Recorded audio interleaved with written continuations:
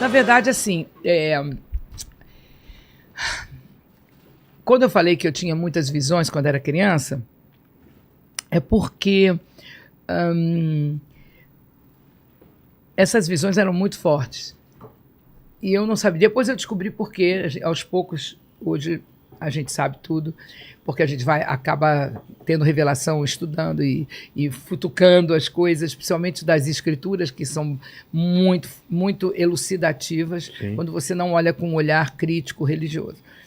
Né? Quando você olha as coisas dos apóstolos, o que eles escrevem, por exemplo, naquele livro de Atos, é Atos mesmo, os Atos deles. Então você começa a comparar, ver as coisas que Paulo escreveu em Gálatas, por exemplo, que é incrível, a hora que ele confronta Pedro, Barnabé, todo mundo, ei, é tipo assim, vocês estão bunda mole? Só porque os caras chegaram aí, os caras da circuncisão chegaram, agora vocês estão ficando molengo, vocês têm que enfrentar. E esse era o Paulo, que era o que queria matar os cristãos todos. É. E agora já estava do lado que teve a revelação, caiu do cavalo, viu Cristo falou com ele, ficou 3 dias sem ver, foi levado lá para cima, voltou e transformou o coração. Houve perdão para o cara que praticamente fez um genocídio. Exato. Aquela história do perdão. Então, tipo assim, ele perseguia exatamente. E ele viveu um momento que ele se transformou no casca grossa. Então ele teve visão. Eu tive muita visão de criança e ficaram momentos assim que a minha avó tinha que ficar no quarto. Mas você limitava essas visões? Você tinha medo ou não? Você deixava... Ó, a visão que mais me deu medo, primeiro assim, começaram a parecer que eram pesadelos. Aí minha família passou a tirar o feijão na noite. Porque achava que era isso. Que era o feijão. Passou a não deixa dormir de barriga para cima, dorme de lado, senão vai ter de novo pesadelo. Fizemos todas as coisas que poderiam evitar. E os pesadelos, quando vinham, eram coisas assim, diferentonas. Mas eu tô achando que é um pesadelo. Até o dia que eu tô deitada, minha avó já estava dormindo toda noite de mãozinha dada comigo. A hora que eu pegava bem no sono, ela saía. E a luz do quarto tinha que ficar acesa. Porque se apagasse a luz, eu via um monte de coisa. E aquilo estava chato para a família, porque aí eu acordava gritando, acordava todo mundo, aquela coisa.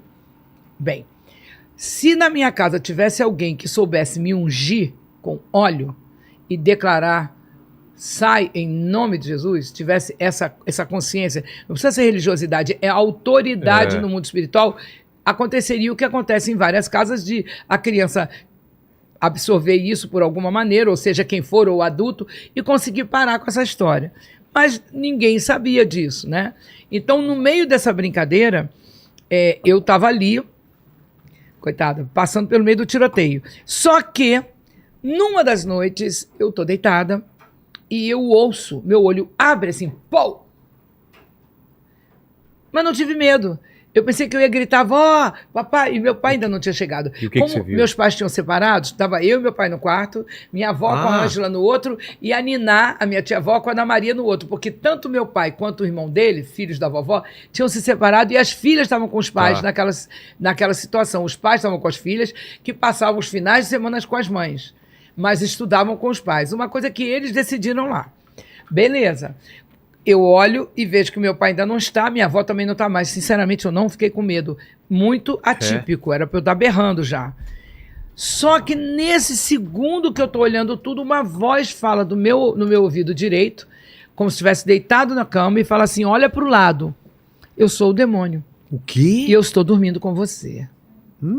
E você não teve medo? Não, aí nesse momento eu parei e falei, não vou olhar nada. Vou olhar? Falei, não sei se sou eu, se é, mas eu ouvi. Aí a voz falou de novo, tudo bem, então olha para os meus pés. Ué, foi meio que, sabe, automático. Eu falei, para os pés tudo bem. Quando eu olhei, os pés eram de bode. Os seus? Aí o meu não, a quem tava do meu lado, até a cintura era um bode. Cara, quando eu vi aquele bode, ai, que eu dei de cara comigo, cara a cara, eu fiquei com o demônio. Caramba, eu tomei um susto tão grande que eu acordei, acho que o quarteirão inteiro berrando. Imagino. Com a pequena boca que tenho, com essa caixa de som que eu ganhei naquela noite. Cara, mas eu tomei um susto, mas um susto tão grande, porque os olhos que me olharam, tinha uma fúria no olhar, como se fosse assim, de uma fera que ia me devorar ali. Era um negócio, e um sorriso na boca, que era a falsidade, a maldade, Sorriso do mal. era o sorriso. E as bochechas muito vermelhas, tudo isso muito avermelhado, muito forte. Mas ele. Uma coisa horrorosa, estou me lembrando aqui da cara. E foi muito junto. Então, aquele momento, aquela criatura era como se estivesse tomando, mas eu não permiti. Eu comecei a berrar, dei um pulo muito grande e nesse momento meu pai estava entrando no quarto. Eu já pulei no colo dele e comecei a gritar, o demônio na minha cama, o demônio na minha cama. E ele disse, não tem nada na sua cama, não tem nada. Então, você imagina a situação que eu fiquei. O meu pai achando, coitado, o que está acontecendo com a minha filha? Está ficando maluca? O que houve? Está gritando o demônio na cama, não tem ninguém na cama. E eu tinha que contar, né? E, ao mesmo tempo, foi uma experiência para mim. Aí, até eles me acalmarem, eu agarrada com o papai, eu não quis mais dormir naquela cama e fui dormir na cama do papai, a cama de solteiro, né? Entre minha cama e ele tinha uma mesinha, abajur. Vou eu para a cama do papai, dormi a primeira noite, a segunda noite e a terceira noite. Na terceira noite, abraçado comigo, e eu tô com meu herói, tô com meu pai, acabou, né? Não tem pra ninguém vai vir me perturbar aqui, não vai haver coisa alguma nesse mundo que me perturbe, porque eu tô com meu pai, né? É. Só que, de repente, o meu olho, abriu de novo. Abriu, não tô com medo, não vi ninguém. Quando eu olho para a porta do quarto, fechada, né? Porque eu tô com o papai, atrás da porta sempre tinha um gancho que o papai colocava. Tinha uma capa que, quando ele precisava, ele usava, que era uma capa que servia para chuva. Era tipo um casacão, daquela coisa que por fora é impermeável. Ele colocava um calção que ele amava acordar e pegar, e colocava o chapéu. Então parecia uma pessoa o tempo inteiro. Só que quando eu olhei, que eu não gostava daquela capa ali, eu falei, com a minha mente, eu falei assim, eu já sei quem você não é nada, você é a capa do meu pai, você é o calção do meu pai, você é o chapéu do meu pai, estava resolvido, não vou ter medo, não tem problema nenhum, e eu tô com o meu herói. Quando eu tô falando isso, daquela capa começa a vir uma fumaça branca, a sair assim por dentro, um fio de fumaça, esse fio de fumaça virou um véu fechado, eu não vi quem estava dentro, até o chão, e formou uma figura coberta por como se fosse aquelas figuras que até a gente brinca de fantasma, que alguém desenhou, porque alguém viu essa figura e desenhou, e não essa figura alguém desenhou e depois alguém viu. Tá. Essa figura, mas ela estava ali normal, 3D total. Eu olhei e aquilo veio andando como se tivesse rodinha no pé. Sei, meio flutuando. Assim. Aí eu falei, é melhor você parar que eu vou ter que acordar meu pai. E eu comecei a pensar, nossa, eu vou acordar meu pai, Jesus, meu pai. Vai dar uma loucura isso aqui. E aquilo não parou, até que chegou aqui do lado, eu tô abraçada pelo papai na cama, aqui do meu lado, chegou do meu lado, eu aqui, eu falei, quando chegou do meu lado, eu falei bem alto, vou acordar o meu pai. Sem falar. Sim. Abaixou, abriu o véu, aí foi o terror. Era uma cara com os olhos extremamente em chamas, mas uma chama ruim, não era uma coisa divina, era muito ruim, uma boca de muito ódio, virou para mim e falou, não adianta seu pai! Meu irmão, aí eu só fiz assim, pai! Aí meu pai para um lado, eu para o outro, eu começo a gritar, sumiu, desapareceu. E aí aquela foi a conta certa para o meu pai procurar um psicanalista. E eu vi meu pai caçando esse cara e me levou para conversar. E eu vi meu pai conversando com ele, eu ouvi. Ele dizendo, olha, a gente não está conseguindo dormir, está acontecendo isso. E naquele momento ali, o médico começou a querer administrar para mim medicações. Mas eu estou aqui do lado ouvindo. Eu me lembro que ele me chamou para falar, eu me lembro do rosto desse médico não acreditando, e eu dizendo, olha, eu vi isso, que bom. Para ele era uma loucura. Talvez se fosse o Jung ali, claro que ia acreditar na hora. Talvez o Freud não, mas o Jung sim. Porque o Jung tinha essas visões. E aí, saio eu dali com meu pai, bacana, e vou em casa e meu pai me dá um remedinho e eu ouço, não tome. Por quê? Eu deixei, porque eu ia ser uma criança drogada. Ah, entendi. Viciada nisso. Eu deixei cair na minha língua, tirei, joguei fora. E quando meu pai sai, que foi pro escritório, eu comecei a chorar dentro do meu quarto. Falei, meu Deus. E eu conhecia muito as coisas do catecismo de Cristo e tudo. E eu sofria muito com a morte de Cristo, sempre sofri com isso, porque era igual a galinha dos ovos de ouro, se eu não me engano, de Lavoisier. Você mata a galinha, você não tem mais ovo de ouro. É. O que você vai comer? Que burrice é essa? Tá louco? Você mata a galinha, ela te dá um ovo de ouro, você mata a galinha, aí você não come mais ovo de ouro nenhum. E eu falo, gente, mataram o cara que curava todo mundo. Eu pensava assim, por que mataram? E eu me lembro que quando eu vi isso pela primeira vez, a história de Cristo, eu falei assim, que mundo é esse? Que mata um cara desse? Quem são essas pessoas que têm coragem de matar? Isso foi uma questão na minha cabeça muito forte. Naquele momento que eu estava chorando no quarto, que eu nunca me esqueço, eu falei, aonde eu estou? O que está acontecendo? Por que eu tenho que ter essas visões? Porque agora essas criaturas vão aparecer a hora que quer, porque não adianta meu pai. Quer dizer que meu pai não tem importância nenhuma, vai aparecer a hora que quiser. Vê aí, eu não confio no Tuti. Ah, não foi você? Então confio. Ah, então tá certo. Foi o chá verde, então é uma delícia, hein? E aí, o que acontece? Naquele minuto, eu estava naquela questão, naquela DR, né, espiritual, de querer entender quem nasceu primeiro, o ovo ou a galinha, por que nasceu, quem não nasceu. Eu cheguei naquele momento muito criança, mas como eu já sozinha, assim, como eu já tinha tido visões, eu tinha que me virar, né? O que está acontecendo? Aí poxa, agora eu fui num cara, tem esse remédio, tô ouvindo que é para não tomar, não vou tomar, porque eu sei que quem está falando comigo. Agora, ao mesmo tempo, não sei como explicar para ninguém, não tem ninguém que vai me acreditar. Aí eu comecei a chorar e falei, poxa, Deus, por que Jesus foi para a cruz? E aí eu comecei a ver a cruz. Anos depois, hoje, entendo que toda vez que eu tenho um problema, eu corro para a cruz. Porque na cruz o inimigo não pode me pegar. Porque foi ali a vitória. Então eu não sabia que naquele momento eu estava sendo... arrepiei, não teve jeito agora. Eu estava sendo levada para a cruz para que eu pudesse ter blindagem na minha mente. E ali naquele momento que eu estava indo para a cruz, eu ouvi uma voz que se antecipou, e eu não percebi que não era de Deus, porque é muito imitando, e disse assim, você está no inferno. Eu falei, eu estou no inferno? Você está no inferno? Eu falei, não, mas eu tenho que sair daqui. É muito simples, vai na janela, põe uma cadeira, bota o seu joelho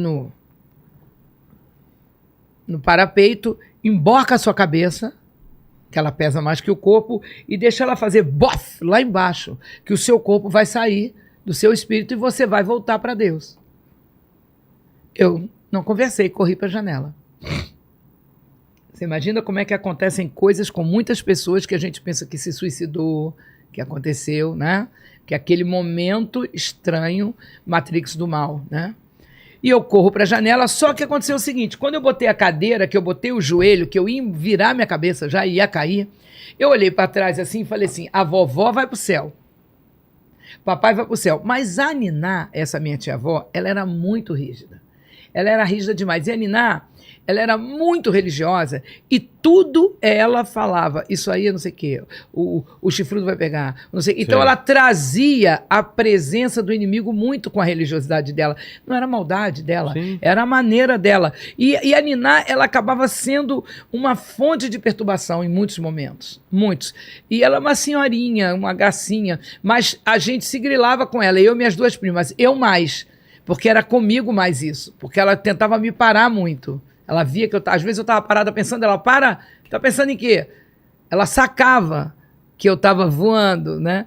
E a Niná, então eu falei, mas a Niná vai ficar aqui. Porque a Niná era aquela que, tipo assim, não tá dando a Niná. A Niná tá muito chata, a Niná tá muito perseguindo muito em cima de mim. Então eu tinha uma aversão com a Niná, mas com a vovó era aquele amor, a colinho da vovó o tempo inteiro, e a Niná deixa a Niná pra lá. Tira a Niná daqui, a Niná muito chata. Então, nessa hora que eu olhei para trás, eu falei, mamãe vai pro céu, papai vai pro céu, vovó vai pro céu, mas a Niná vai ficar aqui no inferno. E virei para me jogar. Quando eu fui me jogar, sem saber o que eu estava fazendo, aí veio a voz de Deus e falou, cuidado, hein? Porque se você não morrer, você vai se quebrar toda e quem vai cuidar de você vai ser a Niná. Cara. Meu irmão, eu dei um pulo pra trás. Olha como é que Deus me salva com a própria coisa que parecia ruim, né? Isso é Deus, né? Ele transforma a maldição em bênção, né? Eu volto correndo, falei, não, então eu prefiro ficar no inferno inteira.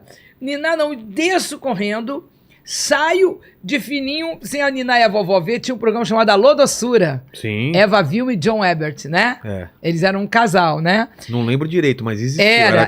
Criança. Todo mundo querendo ver se eles davam um beijo na boca, que era a sensação. Como era casal, podia, né?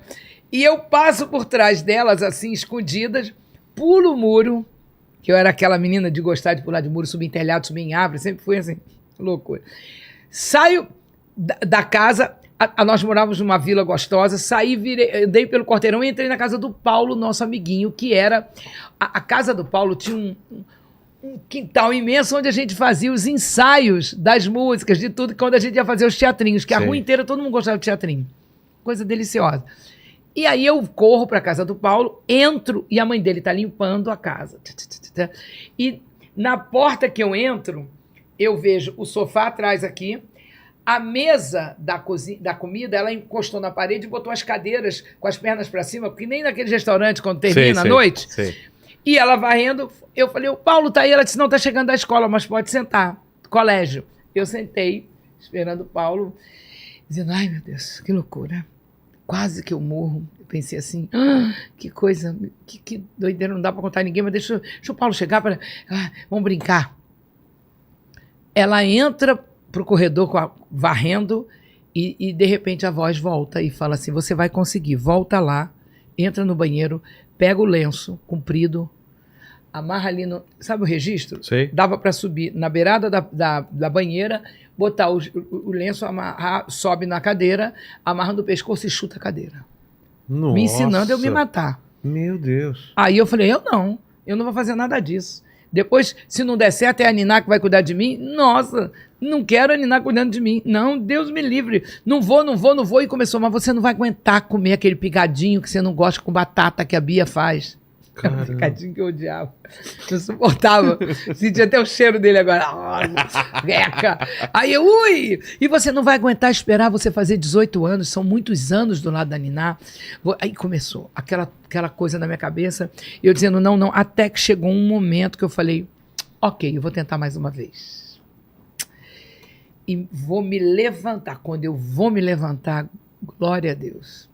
Aquela cadeira que estava bem na minha frente, eram duas, mas tinha uma bem na minha frente, lá na mesa, uma mesa assim parecida com essa de madeira, encostada, aquela cadeira com os pés para cima, naquele quadrado dos pés, que tem o tampo virado de cabeça para baixo, sempre tem uma madeirinha para segurar o pé assim, né? Sei. Ali no meio pintou uma luz, um brilho, mas um brilho assim, sabe, muita purpurina junto, muito brilhante junto, aquilo ali. Aí eu parei. Porque, além de tudo, além de brilho para qualquer um, luz para qualquer um, né? A gente para ver. Mulher, então, ama brilho, purpurina, tudo, né? A gente, é um negócio, é uma coisa... Nem Spielberg, sabe? Nem filme de Spielberg. Aquele brilho foi tão forte que eu fiz... Eu parei. Parou minha mente, parou tudo. Falei, que isso dentro da cadeira? Aí o brilho aumentou assim, ó. Ele ficou no ar um tempinho assim, muito cheio, aquele brilho todo. E ele abriu. Quando ele abriu, entrou um anjo. Caramba, eu falei, nunca tinha visto na minha vida um anjo e nem nunca tinha visto algo bom nas visões. Era sempre uma turbulência. Eu falei, ele olhou para mim com um cabelo meio cacheado, assim, um castanho, mais ou menos do tom do seu, um pouquinho mais claro. Ele olhou para mim, bem no meu olho, deu um sorriso e falou assim, não fica triste não, tá? Tudo vai dar certo. E te passou uma paz? E olhou para mim. Quando falou isso, fez assim. Aí veio assim, Deus está te ouvindo. Eu falei, ele está me ouvindo, ele está me vendo, ele está vendo isso o tempo inteiro. Aí a luz fechou, eu dei um pulo assim, totalmente preenchida, renovada, lotada. Assim. Aí a mãe do Paulo entra na sala e falou, o que houve? Aí quando eu ia falar para ela, foi, não jogue pérolas aos porcos que eles vos dilaceram. Você escutou. Tipo, ela não está preparada para ouvir isso, vai virar igual pérolas aos porcos. Não que ela fosse um porco, mas tipo assim, Tem coisas que a gente precisa guardar. Exato, exato. Para contar ou para a pessoa certa ou na hora certa, ou para ter análise. Porque é uma promessa para você. Tudo vai dar certo. É uma visão que Deus te deu. E o que você falou para ela? Aí eu olhei para ela e falei assim, nada não! Saí correndo pela porta. Aí sabe o que aconteceu? Quando eu saí na porta, eu não conseguia ficar parada. Deixa eu tentar fazer aqui para a câmera ver. Eu comecei a fazer uma pulada assim, que faz assim, ó. Já andou assim? Ah, que tipo, não cansa? sei. Quando é criança, não sei. tem esse passinho? Eu fiz esse passinho e fiquei fazendo a volta no quarteirão. Acho que eu dei umas 40 mil voltas naquele quarteirão, porque eu não tinha lugar na terra para parar. Não tinha. Eu tinha que estar em movimento. Primeiro que a energia que estava em mim era 200 mil vezes o Brasileirinho cantando na parte rápida, com banda e com tudo, com todo mundo ali. Era tão forte. E era tanta alegria, era tanta alegria, era tanta alegria, era tanta alegria, era tanta alegria que eu tava assim. Nem o Forrest Gump fez tantas voltas. E eu não conseguia parar, não conseguia parar. Até a hora que eu consigo, entro na casa, calo a minha boca e a minha vida começa a mudar. Nunca mais eu tive uma visão ruim, nunca mais. E a minha vida começa a mudar e o destino da minha vida acontece.